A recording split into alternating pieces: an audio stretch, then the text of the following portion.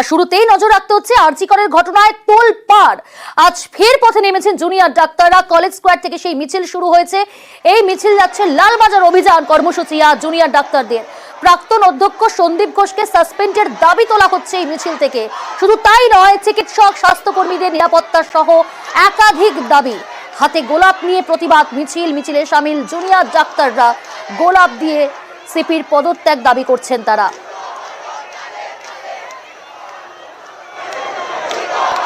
আমার সঙ্গে রয়েছে প্রতিনিধি পারাদীপ। পারাদীপ, এই মুহূর্তে মিছিলের অবস্থান কোথায়?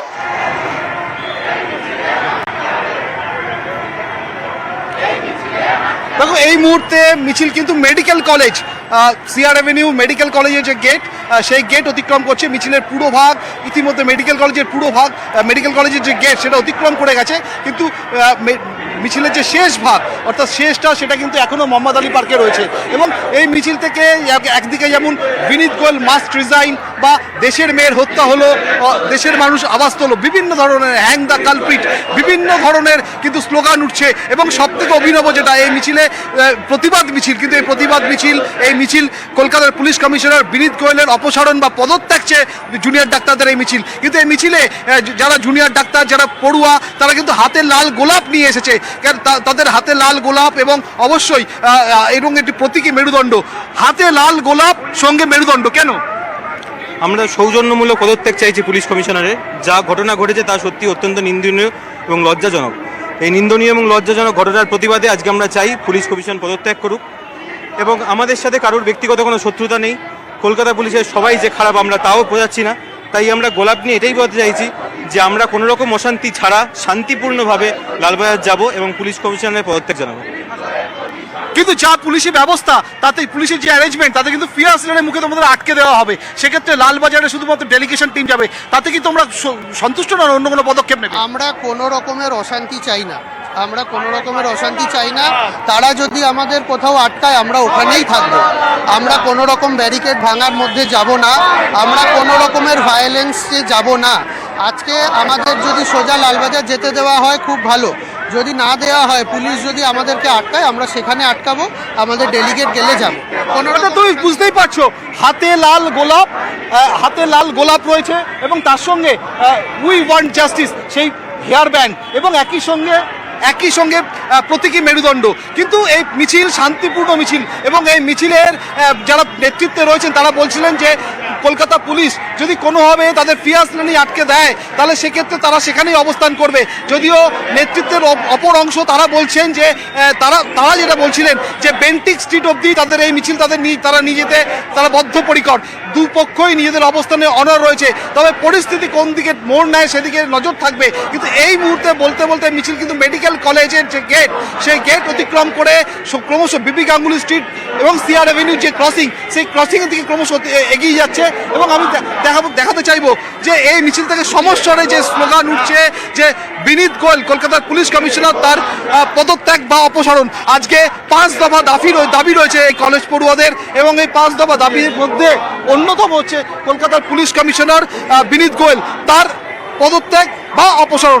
একই সঙ্গে আরজি কর মেডিকেল কলেজের যে পড়ুয়া ছাত্রী চিকিৎসক, তার ধর্ষণ ও খুনের নৃশংস ঘটনার সাথে জড়িত সমস্ত দোষীদের চিহ্নিত করা এবং তাদের দৃষ্টান্তমূলক শাস্তি। একই সঙ্গে আরজি কর মেডিকেল কলেজের যিনি প্রাক্তন অধ্যক্ষ সন্দীপ ঘোষ, তাকে বরখাস্ত করা এবং তাকে সাসপেন্ড করার দাবিও উঠেছে। অর্থাৎ বোঝাই যাচ্ছে যে 5 দফা দাবি নিয়ে আজকের এই যে জুনিয়র ডাক্তাররা তারা রাস্তায় নেমেছেন, সেই দাবিতে তাদের দাবিতে তারা একদিকে যেমন সোচ্চার, অন্যদিকে আজকের এই মিছিল তারা কিন্তু কোনো সংঘাতে যেতে চাইছে না প্রশাসনের সঙ্গে, পুলিশের সঙ্গে। এবং তারা যেটা বলছেন বারে যে এর আগেও তারা স্বাস্থ্য ভবন অভিযান করেছে এবং স্বাস্থ্য ভবন অভিযানের দিনেও তারা দৃষ্টান্ত দিচ্ছিলেন, উদাহরণ দিচ্ছিলেন যে স্বাস্থ্য ভবন অভিযানের দিনেও তারা কোনো অশান্তি চাননি, তারা কোনো গণ্ডগোল চাননি এবং সেদিনও কিন্তু তারা শান্তিপূর্ণ মিছিল করেছিলেন, শান্তিপূর্ণ অবস্থান করেছিলেন। আজকের মিছিলও কিন্তু সেইটাই তারা বজায় রাখতে চাইছেন। বলতে আমি একবার দেখানোর চেষ্টা করবো সেই লোকেশন, কলকাতা মেডিকেল কলেজ, সেই গেট অতিক্রম করছে এবং কলকাতা মেডিকেল কলেজ থেকে যারা এখানকার হাউস স্টাফ, যারা এখানের রোগী, তাদের নিজেদের আত্মীয় পরিজনকে নিয়ে এসেছেন এখানে চিকিৎসা করাতে, তারাও কিন্তু রাস্তায় দাঁড়িয়ে এই মিছিলকে সমর্থন জানাচ্ছেন। অর্থাৎ বোঝাই যাচ্ছে আজকের এই মিছিল, জুনিয়র ডাক্তারদের এই মিছিল শুধুমাত্র জুনিয়র ডাক্তারদের মিছিল নয়, একই সঙ্গে এই মিছিল একটা কলকাতার সর্বস্তরের মানুষ এখানে স্বতঃস্ফূর্তভাবে সামিল হয়েছে। এবং এই মিছিল বলতে বলতে আমি তোমায় বলছিলাম যে এই মিছিল ক্রমশ কলকাতা মেডিকেল কলেজ ক্রস করে ক্রমশ লালবাজারের অভিমুখে রওনা দিচ্ছে এবং কলকাতা পুলিশের পক্ষ থেকে ত্রিস্তরীয় একটা ব্যারিকেড তৈরি করা হয়েছে। প্রথম ব্যারিকেডটা যেখানে সেটা হচ্ছে যদি আটকে দেওয়া হয় মিছিলকে, কারণ বেনজি নিরাপত্তা ব্যবস্থা পুলিশের ফিয়ার শ্রেণী, সেখানে 9 ফুট উচ্চতার লোহার ব্যারিকেড করা হয়েছে। তারপরেও তারা সেখানে যদি তাদেরকে আটকে দেওয়া হয়, তারা কি সেখানে বসেই অবস্থান বিক্ষোভ করবেন, মানে শান্তিপূর্ণ অবস্থানে বসবেন?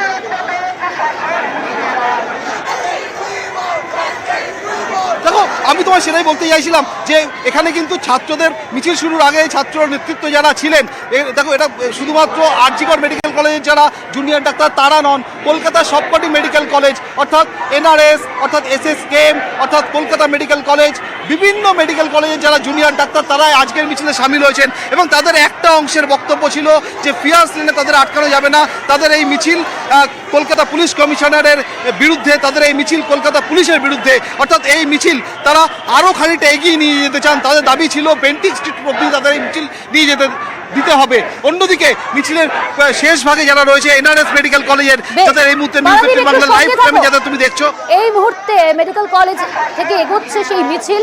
এবং যেমনটা আপনাদের বলছিলাম, বেনজি নিরাপত্তা ব্যবস্থা নেওয়া হয়েছে পুলিশের তরফ থেকে। ফিয়ার্স লেন মেডিকেল কলেজ থেকে একটুখানি এগোলেই কিন্তু ফিয়ার্স লেন, সেখানে 9 ফুট উচ্চতার লোহার ব্যারিকেড করা হয়েছে। কলেজ স্কোয়ার ও বউবাজারেও পুলিশের ব্যারিকেড, কিন্তু ফিয়ার্স লেনে সেখানে 9 ফুট উচ্চতার লোহার ব্যারিকেড, একেবারে বেনজি নিরাপত্তা ব্যবস্থা পুলিশের। আমাদের সঙ্গে রয়েছে অপর প্রতিনিধি অমিত রয়েছে, অমিতের কাছ থেকে জানার চেষ্টা করব। অমিত, সেখানে পুলিশের তৎপরতা কতটা চোখে পড়ছে?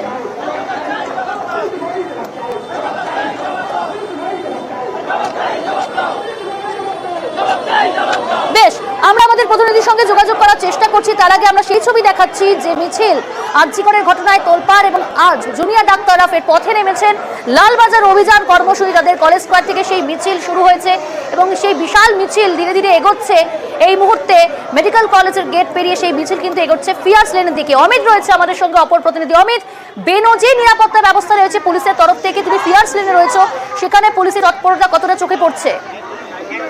তবে এখানে দ্বিস্তরীয় গার্ডরেল করে দেওয়া হয়েছে, ব্যারিকেড করা হয়েছে এবং প্রথম যে ব্যারিকেডটি রয়েছে সেই ব্যারিকেডের সামনে বিশাল পুলিশ বাহিনী রয়েছে, ব্যারিকেডের মাঝের অংশে পুলিশ বাহিনী রয়েছে এবং তারপরে আরো একটা ব্যারিকেড রয়েছে। স্বাভাবিকভাবেই ফিয়ার্স লেন, অর্থাৎ দিদি গাঙ্গুলি স্ট্রিটের উপরে যে ফিয়ার্স লেন, সেখানে মিছিল আটকানোর পরিকল্পনা রয়েছে পুলিশের তরফে এবং এখানে পুলিশের উচ্চপদস্থ আধিকারিকরা রয়েছেন, প্রচুর পরিমাণে ফোর্স মোতায়েন করা রয়েছে, মহিলা পুলিশ রয়েছে। সব মিলিয়ে এখানে দ্বিস্তরীয় ব্যারিকেড, একই সঙ্গে ব্যারিকেডের পাশাপাশি ব্যারিকেড সংলগ্ন জোনে ক্লোজ সার্কিট ক্যামেরাও কিন্তু বসানো হয়েছে কলকাতা পুলিশের তরফে। কারণ বিগত কয়েকটি ল অ্যান্ড অর্ডারের ক্ষেত্রে দেখা গেছে যে বিভিন্ন সময় পুলিশকে লক্ষ্য করে ঈদ বৃষ্টি হয়েছে বা অন্যান্য ধরনের ঘটনা ঘটেছে।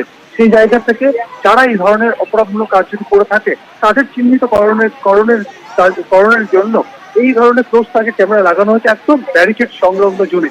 আবির্ভাবে এখানে বিশাল পুলিশ বাহিনী, যুগ্ম কমিশনার র্যাঙ্কের অফিসাররা রয়েছেন, ডিসি র্যাঙ্কের অফিসাররা রয়েছেন, বিভিন্ন ডিভিশন থেকে কলকাতা পুলিশের যে ডিভিশনগুলি রয়েছে বিভিন্ন ডিভিশন থেকে ফোর্স আনা হয়েছে, ফোর্স ডিপ্লয়মেন্ট করা হয়েছে। এবং এই মুহূর্তে মিছিল যেহেতু এখন সেন্ট্রাল এভিনিউর উপরে আছে, সেন্ট্রাল এভিনিউ হয়ে দিদি গাঙ্গুলি স্ট্রিট হয়ে লালবাজার অভিমুখে মিছিল যাবে। সেক্ষেত্রে দিদি গাঙ্গুলি স্ট্রিট এবং ফিয়ার্স লেন ক্রসিং সেখানেই পুলিশের তরফে অ্যারেঞ্জমেন্ট করা রয়েছে, প্রচুর পুলিশ মোতায়েন করা রয়েছে এবং একই সঙ্গে দ্বিস্তরীয় গার্ডরেল রয়েছে। বেশ, ধন্যবাদ অমিত, পরিস্থিতির উপর নজর রাখো।